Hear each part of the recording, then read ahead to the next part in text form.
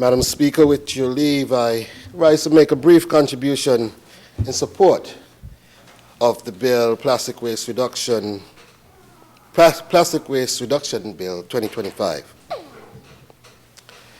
I also want to take this time out, Madam Speaker, to commend the team that would have worked on this bill, starting with the member from Nevis 10, as was indicated, onward to our esteemed Senator,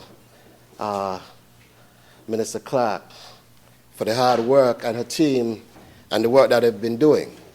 It is, without a doubt, a wonderful piece of legislation, but her justification for it, I think, we must commend. But Madam Speaker, as I speak as a Minister of Agriculture, Fisheries, et al., I also recognize that our lands are crying out for relief. Because, Madam Speaker, every day our farmers have to toil the fields polluted and littered with plastic waste. And, Madam Speaker, we recognize in the industry that we cannot build a future on a foundation of waste. This cannot happen. And so I believe action must be taken now to ensure that the lifeblood of our country, the heartbeat of our nation, food security, is protected. I want to take a time, Madam Speaker, and ask you to imagine the agony of a fisher folk casting a net and hauling in expecting to reap a bounty of fish, only to recognize then and there that they have pulled in a heap of plastic. Madam Speaker, these are some of the sad realities that our people are facing because our seas are littered with plastics. And this is time that we must now take a very important stand. And that is why I believe that our Honorable Senator is leading in the right direction. You see, Madam Speaker, we could put it like this to draw a sad context, that a plastic tide is poisoning our food.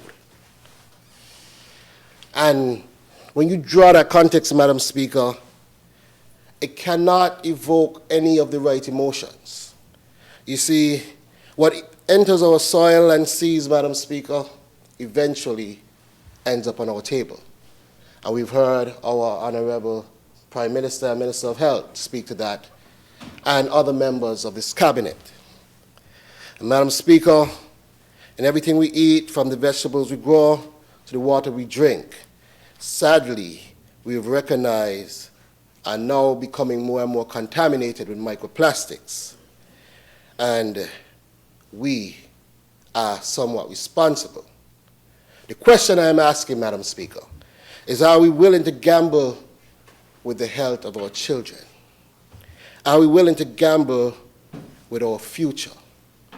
Are we willing, Madam Speaker, to continue allowing toxins to infiltrate their meals? Madam Speaker, this bill, for me, is not just about the environment, but this bill is about life itself. You see, Madam Speaker, as I speak on behalf of our farmers and fishers, I know that they deserve to have an environment that offers better. And so I'm supporting this bill because of that. You see, Madam Speaker, the truth is every plastic bottle and every discarded bag we ignore today, Madam Speaker, not only ends up into our farms and the sea, but it also, Madam Speaker, is an expense that we will have to pay tomorrow. And so you see, we must also recognize that the cost of cleaning up and the cost of cleaning up these plastics today cannot match the cost that we'll be paying in the future. And we are recognizing it by the decline of the fish population. And our fisher folk are saying that they have to go further and further out to sea to be able to sustain their livelihoods, because these plastics are stifling our reefs and killing our reef sea population. This has to stop. But today, Madam Speaker, standing here in these hallowed halls of the Parliament, we have the power to choose prosperity over pollution. And the beauty of it is, with the wonderful technology, the entire world is watching. And as the world watch, we must also lead with courage and not just convenience. Because we've heard the argument that banning plastics is somehow expensive or inconvenient for some stakeholders.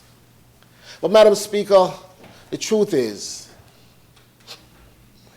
they say, what you avoid today, paying today, sometimes you pay much more tomorrow. And so, Madam Speaker, I stand here, and I don't intend to be long, because I think everything has been said and repeated enough. But I must add this, because, Madam Speaker, I think it must be recorded that this Parliament must be placed in history as a generation